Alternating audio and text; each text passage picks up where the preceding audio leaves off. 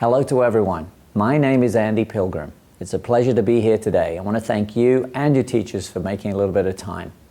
Before I get into the traffic safety side of things, I want to tell you a little bit about myself because I think it's important. I originally came to the US from the UK as a computer programmer in the 1980s.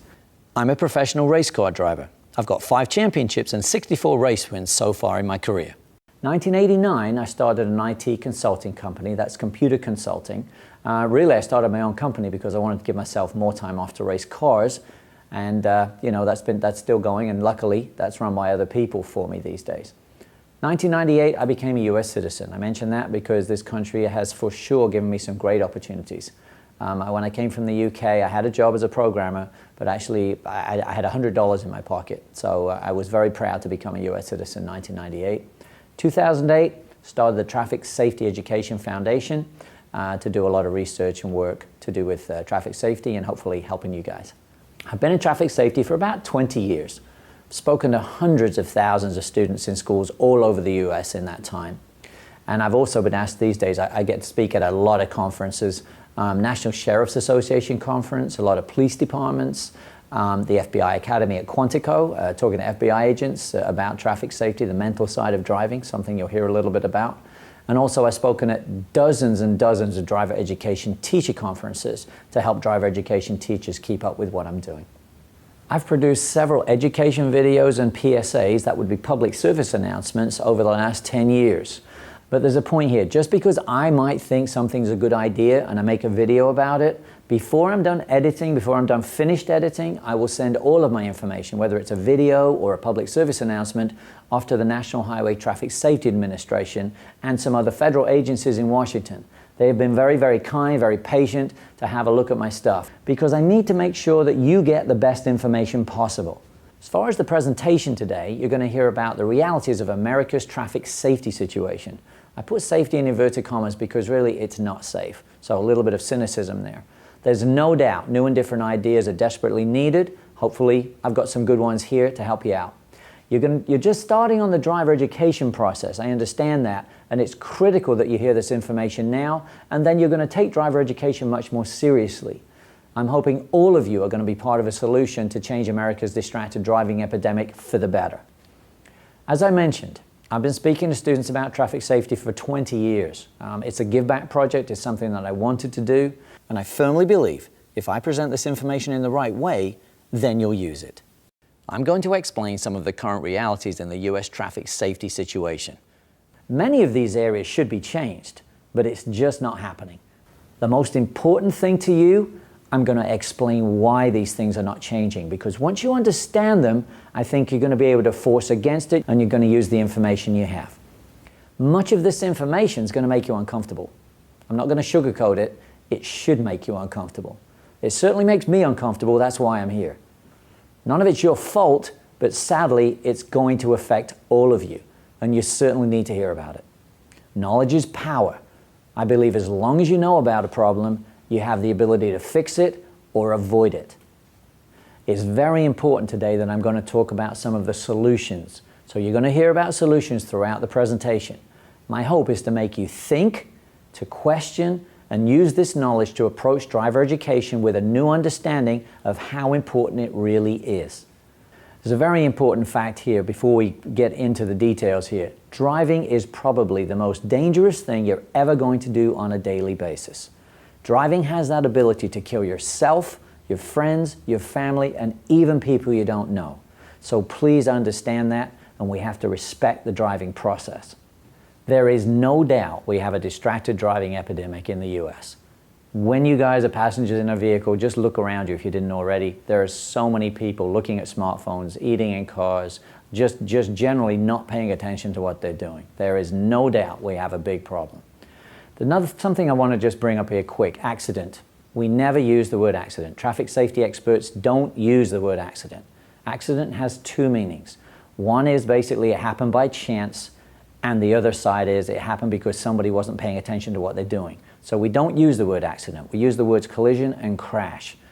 In fact, human error is the cause of over 97% of all collisions and crashes on the roads. The next point that I bring up here involves the autonomous cars. It's kind of like the Google car. and that's going to give you a clue about some of the real issues. Sadly, the discussion about the arrival of these cars has not been about the lives they're going to save, it's been more about economics. Social commentators, financial experts say that we should be really worried because vehicle insurance companies are going to go out of business. Car dealerships are going to close repair shops. They're talking about hundreds of thousands of jobs being lost. For me, I'm asking, what about the lives they're going to save? It could be at least 50 years before we see mostly autonomous or self-driving cars out there, and we really need to focus on the right now. Distracted driving is a factor or cause in over 80% of all collisions and crashes. Statistics for distracted driving are all over the place, so we have to clear some things up. The definition of distracted driving is anything that takes away your concentration and attention away from driving is distracted driving. Please remember, distracted driving habits and behaviors are always choices. Let me give you some examples of distracted driving. Manipulating or using a smartphone, hands-free or otherwise, too tired to drive, falling asleep at the wheel, drunk driving, obviously, ignoring speed limits. There are many, many more. Let's look at a little video.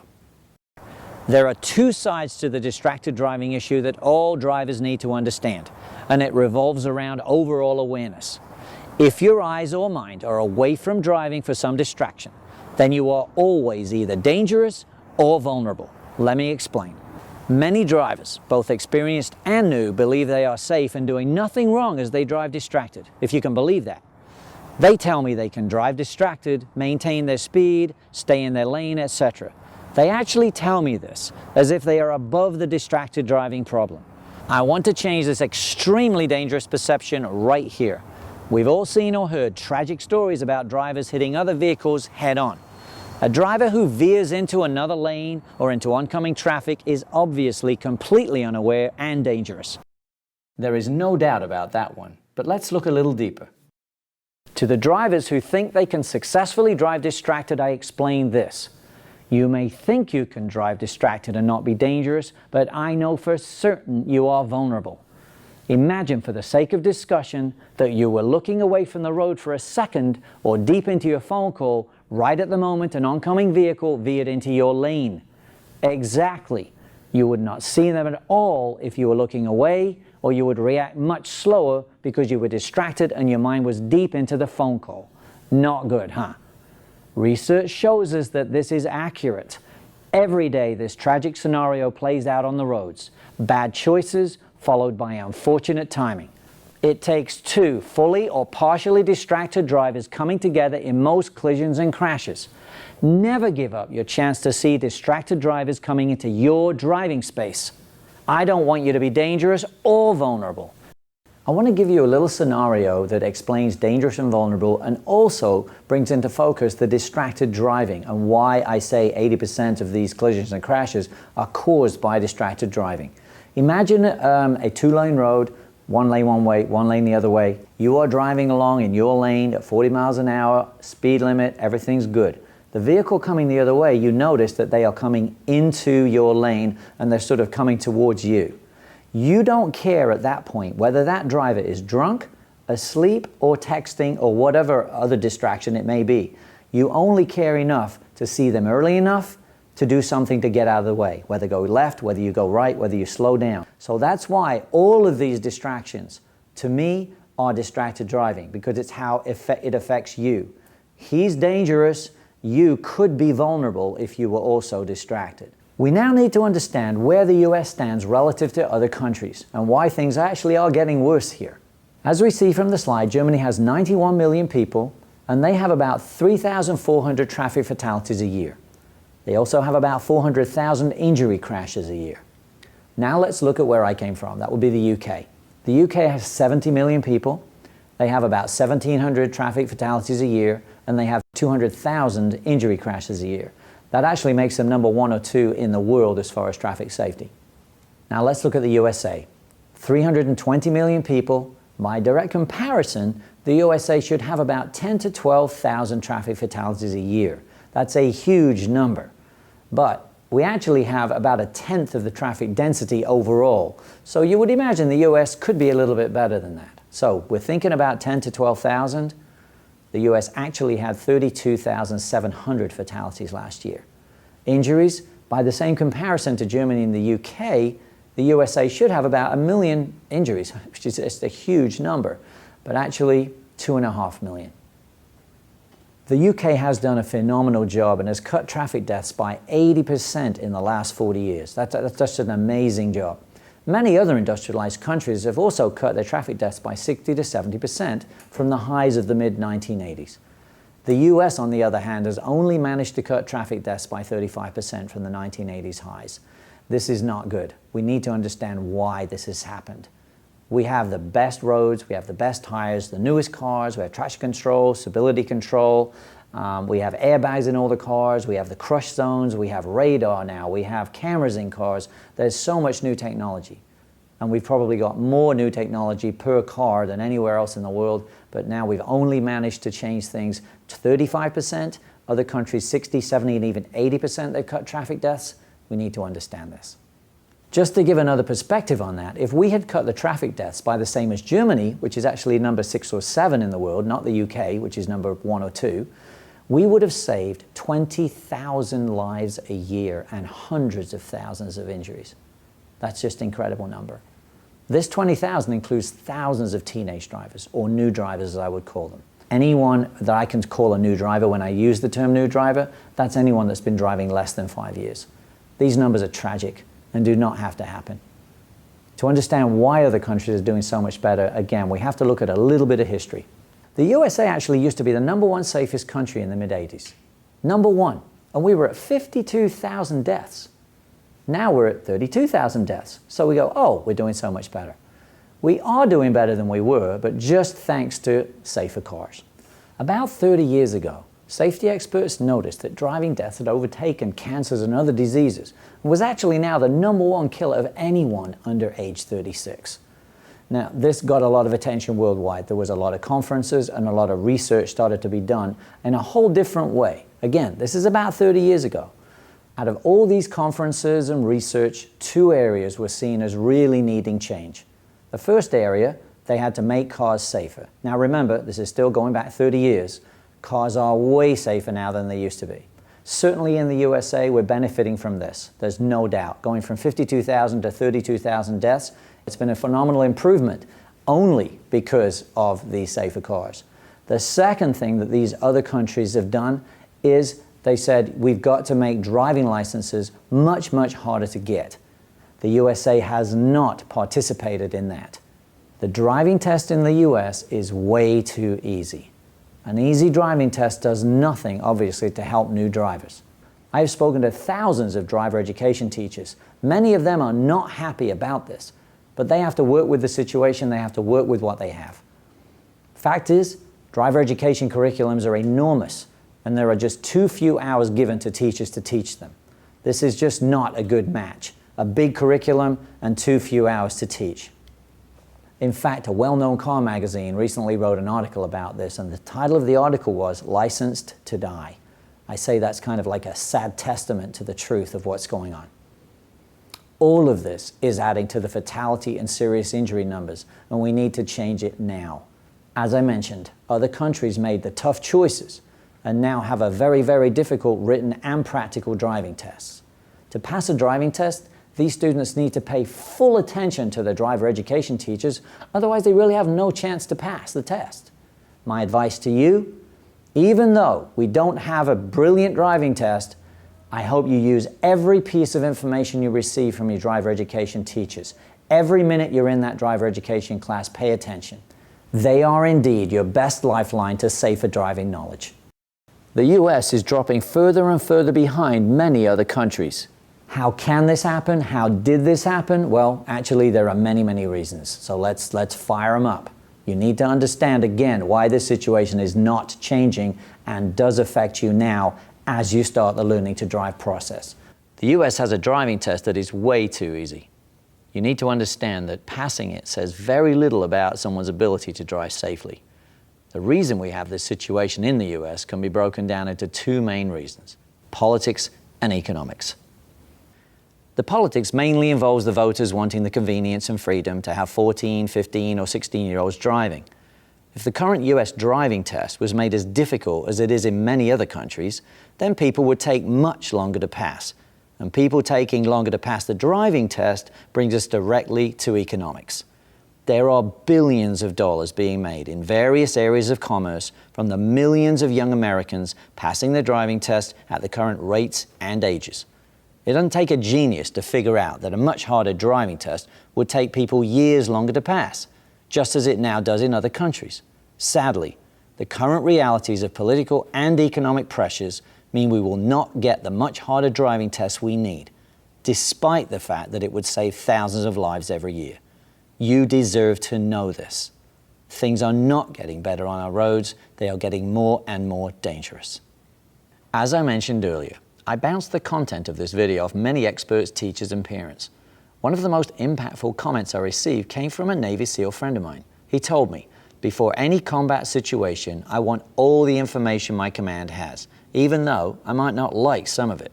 But with all the information available, I'll figure out a plan to survive." He went on to say, "You and I both know it's like a war on our roads right now. Give these kids all your information. They're smart. They'll use it." I believe he's right. We have to talk about the use of seatbelts. Please, always use your seatbelts whenever traveling in a vehicle, whether a driver or a passenger, whether in the front seats or the rear seats.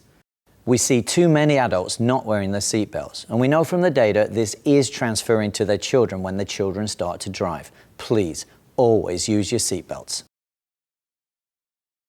All right, let's move on. More realities coming for you.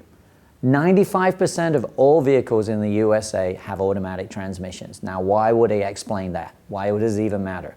In Europe and Scandinavia and Asia, you get 10 to 15, 20% of vehicles that have automatic transmissions. The others have stick shifts.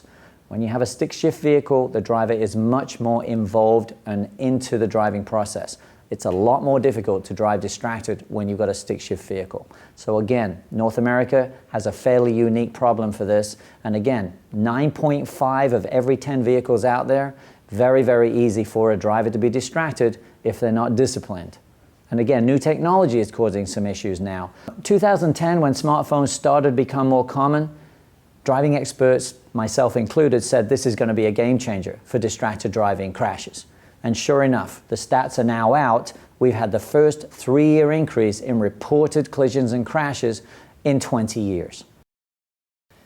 And another point related to smartphone use by drivers, incidents of vehicles hitting cyclists and pedestrians are on a major increase since 2011. Another problem for new drivers is the distraction caused by operating vehicle infotainment systems and other electronic devices, whether by hand or voice while driving. We've got cars now being sold with Wi-Fi connectivity. And unfortunately, some of the adverts that I'm seeing on television that say basically keep you connected on the road with your Wi-Fi, that's a really poor choice of words. In my opinion, there is never a need for someone driving to be Wi-Fi connected. And this is especially true for new drivers. And we have to talk about the insurance companies. And again, insurance companies do a good business. They're great companies. We need insurance companies. As a traffic safety expert, I need to talk about what I see on the TV in these adverts. They use the word accident. Traffic safety experts don't. And again, it's just that side of accident, like, oh, I couldn't help it. We've seen things like they came from nowhere. They use the word blindsided in some of these ads. It should not be happening. If somebody came from nowhere, it meant the driver was not paying attention, because 99% of the time you can see where people are coming from. Again, there's one advert out there that talks about parallel parking. Somebody says it's only a matter of time until you rip some guy's bumper off. So you've got two choices: get our insurance or take the bus. How about practice? Nobody mentioned practice. If you can't parallel park, go practice. You don't have to get the insurance or take the bus. Another one I heard was a T-boned by a minivan. And then we've got accident forgiveness. So if you get T-boned by a minivan, you've got accident forgiveness. Do you know how many people don't survive the first accident? And let me tell you, you get T-boned by a minivan, unless you're in a tank, you're going to feel it. You should not be hearing the word accident in these ads. It sends the wrong message. They are collisions and crashes, and they are not happening by chance. They're not meant to be. Most of them are preventable. Thousands are dying and millions are being injured every year, and it's getting worse, not better. Continuing on with looking at realities, we now need to look at how parent and adult distracted driving habits and behaviors affect children. Let's check out a PSA.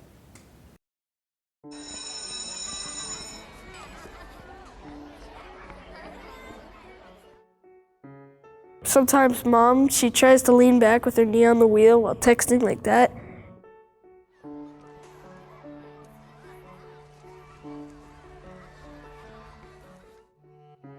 My mom talks on the phone like this. Blah, blah, blah, blah, blah, blah, blah.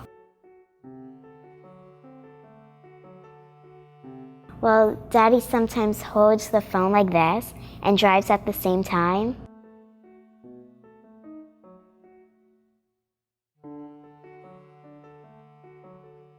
Sometimes my mom picks up the phone and texts like this. And also talks, and I don't like when he does that, so I keep on telling him both hands on the wheel.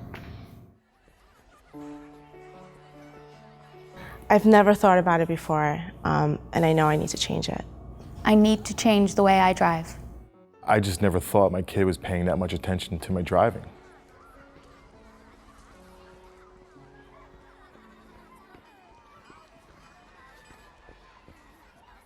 Recent research now estimates it's at least 80% of new drivers who've been affected by watching their parent distracted driving behavior as they grew up.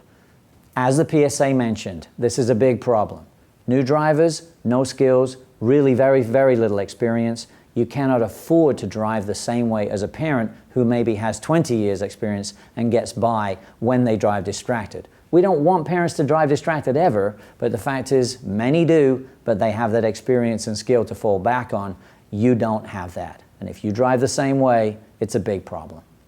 We need to talk a little bit about how the parents affect their children when it comes to driving. Studies are now showing that most parents don't understand that they are the biggest influence on their child's driving, but they are by far. Children start to learn driving habits and behaviors from actually watching their parents drive at age 4, if you can believe that. We need to talk a little bit about brain development. New research is showing that there are 2 brain growth spurts for humans, one around age 3 and one around age 11. This research is showing that many behaviors are set for children before age 12. I've definitely spoken to children 4 years of age who could perfectly describe their parents' distracted driving habits and behaviors. So imagine if a child sees this from 4 years old to driving age, then there's minimal chance for change. This is exactly why so many new drivers are getting into wrecks. They've seen this behavior and noticed it and learned it over 11 years, even before they get a license. I'm now spending a lot of time educating parents about this new research. All parents need to know they are and always will be the most influential factor on their children's driving habits and behaviors. We need to mention something about smartphones because smartphones are certainly the 800-pound gorilla of distracted driving, along with infotainment systems, but really the smartphones are the big one. We need to explain a little bit about the hands-free myth. It's thought by many, many people, especially many parents, if you're on a hands-free phone call, you're safer. That is not true. The mental distraction of any phone call, whether it's hands-free or handheld, is the majority of the problem. Let me explain why. I have a little scenario here. Basketball, think basketball free throws. I was doing a celebrity event, it was a couple of years ago, and I asked a very, very famous professional basketball player, I asked him, how do you do those free throws when you've got all those people behind the backboard going crazy? How does that work? The bottom line is, he said, what I do is I focus on a particular point on the backboard, and I focus so hard I know exactly how to make the throw, but my eyes focus exactly on that point. That's the point that I always practice, and actually all those people, they just disappear, and I don't even see them. Unbelievable talent, but that same kind of talent is exactly what happens in a hands-free phone call. Your mind is on that phone call and everything else disappears. And that disappearance is in your peripheral or fringe vision, guys. So please understand, any phone call, but even a hands-free one, your peripheral vision is not going to work. They've done a ton of research on this for several years now. And you just have to know this. So please, no phone calls, hands-free or otherwise. Now, if any of you happen to see your parents driving distracted, like manipulating their phones or making phone calls, I hope you say something. This will help you and younger siblings if you have them. You can certainly be the start of a safer driving solution in your own family by speaking up and having a discussion about distracted driving. But remember, don't have an argument in the car, because arguing with someone while they're driving would also be a driving distraction. So if you're nervous about it, wait till you get home. Driver education teachers frequently see distracted driving habits and behaviors the students have picked up from watching their own parents. I mean, they tell me things like rolling through stop signs, running red lights, ignoring speed limits, tailgating, all types of phone use, and even aggressive and impatient driving. Believe me, that's what a driving education teachers are telling me. They're actually seeing the students exhibiting this when the teacher's sitting next to them. It's pretty obvious to the teachers after about 5 minutes. They tell me, yeah, I can tell you how their parents drove. Those same exact distracted and dangerous driving habits you saw in that list are exactly the ones causing most of the fatalities for new drivers in the US. They do not have to happen. It's very important that we give parents an out. And when I say that, I mean that I'm a traffic safety expert. You know, your driver ed teacher is an expert in this area. Parents are not. 99.99% of parents are not driver education teachers, are not traffic safety experts. Your parents did not grow up with smartphones. Driver education certainly didn't prepare them for this. Parent education, well, there really is no parent education. So the bottom line is, this is new information. Because parents haven't been taught about any of this, it's very important that the word gets out. And experts, traffic safety experts, are now telling parents, explaining to parents, your driving behaviors will pass on to your children. And again, if we had a very difficult driving test, things would be different, because you'd have to unlearn some of the things you'd seen in order to pass. But there are solutions, and we're going to talk about solutions because it's very important. I've made several educational videos and PSAs to help in the traffic safety area. The Driving Zone 2 and several of the PSAs we've had for a couple of years now. Many teachers are using these. 20,000 teachers actually have got copies of Driving Zone 2, and it's being used all over the United States. Now, the Parent Driving Zone DVD that I just came out is primarily for parents, but it's got 2 hours of brand new information, and it's being used by a lot of driver education teachers. I hope your driver education teacher will show it to you guys and can use it in your classroom. So, we've talked about the Parent Driving Zone DVD, but I want to talk about some other areas that you can definitely think about, some other solutions. The word choices is very important. It's always been about choices when it comes to distracted driving, and it's always been about choices when it comes to dangerous or reckless driving. So remember, we want you to make the right choices, the safe choice, and pay full attention to your driving at all times. I want to talk about supervised driving time. When you're in a GDL time, permit time, driving education time, you're going to have someone over the age of 21 sitting in that right seat. Take all the time you possibly can. Anytime, like your parents say, oh, do you want to drive to the store? Do you want to drive here? Do you want to drive there? A trusted family friend says, hey, if your son's available, he can drive, I'll watch him driving. Take any amount of time you possibly can to drive with an adult in that right seat. And please make sure, if you're taking some time to do it, make sure they stay awake, make sure they're not on their phones, and talk to them about it. Say, you know, I'm learning. You're my second set of eyes. Please pay attention. Because a lot of times we find that the adult sitting next to the new driver isn't paying full attention. So as many hours as you can. I hope you get 100 or 200 hours in that permit time, because that's what you need. The more time you can drive, the better. And now I want to talk about driver education. You are just starting that driver education process. You now know the realities. Some of those realities are not great. So please get as much as you can from the driver education process. It absolutely is a lifesaver. New research initiatives in Europe and Scandinavia are bringing up the importance of teaching the mental or thinking side of driving. Well, actually, most of my work has concentrated around the mental side of driving for years. This means that we as educators need to give you the right kind of information in the right way so that you want to make the safer driving choices. That's exactly what I'm trying to do today. Giving you some sometimes unfortunate realities and also giving you solutions. Before I give you back to your teachers, let's have a look at this PSA. I'm going to twist things up afterwards. You should totally talk to him. No, I don't know though. I'm scared. I mean, so fast. Say goodbye.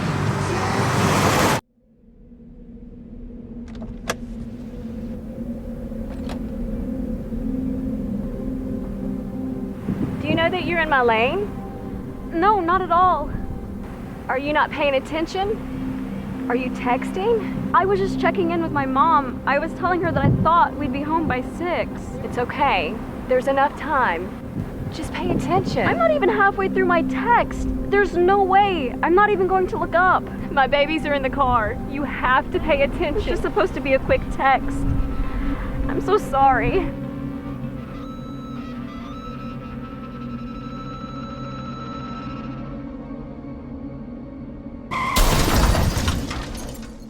Obviously, that PSA focused on not texting while driving.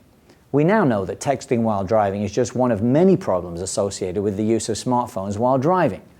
I often see things a little differently when it comes to traffic safety. So let me explain why this PSA addresses, in my opinion, half the problem and not the whole problem with distracted driving. If I'd been scripting that PSA, I would have given the young lady who was texting while driving a different script. So let me explain that a little bit. We've got the mom addressing the lady. The mom's upset. She said, "You've got to pay attention." And if I'm listening and I haven't said anything yet, I'm the girl who was actually texting, I would say to the mother, I would give her a different script. I would say, "Hey, I'm a texting driver. We are everywhere. You didn't see me coming? Where have you been? You've never seen, you've never heard of us? We run red lights. We text all the time. That's what we do. You've got children in your vehicle. Why were you still in front of me? I'm texting. You're a mom. You've got children. Why were you in my way? You should have been on the brakes. You should have gone left. You should have gone right. But you shouldn't be in my way." Now, understanding what I've done here, what I've said is basically the young girl was saying, "Hey, I'm a dangerous driver and I'm everywhere." The mom was saying, "Hey, you're a dangerous driver, you're going to hurt me and my children." Well, she was obviously vulnerable. There's no reason why, if she was a fully paying attention driver, she wouldn't have done something to get out of the way. The young girl was texting, she was dangerous, and the mom with the children, in my opinion, she'd made herself vulnerable and she didn't get out of the way. I wonder if she was distracted. We don't know. It's a good PSA, but the bottom line is, for me, it's only addressing half the story. I'm sure your teachers can go over that. Remember, you don't want to be dangerous or vulnerable. There is responsibility on both sides of this crash, although the texting driver is more at fault. This crash was preventable and avoidable. Collisions like this happen every day. Human error on both sides. In this case, we know the dangerous texting driver was not even going to look up. Paying full attention to driving, and therefore not being vulnerable, would have given the mum more time to react. Discuss with your teacher what options the mum could have chosen to make the safest decision to avoid this collision completely, or at least lessen the impact. You have to anticipate that every driver around you is distracted. Never assume they'll do the right thing. If you're not expecting a red light runner every time you go through a green light, you're not driving, you're dreaming. Please pay 100% attention to your driving at all times. Dangerous, distracted, and reckless drivers are everywhere. I really want to say thank you again to you and your teachers for the time today. I hope you share and discuss all of the information you've heard today with your friends and family. Changing distracted driving culture starts with the choices we all make. I hope what you've learned today will motivate you to always choose safety for yourself and everyone else on our roads.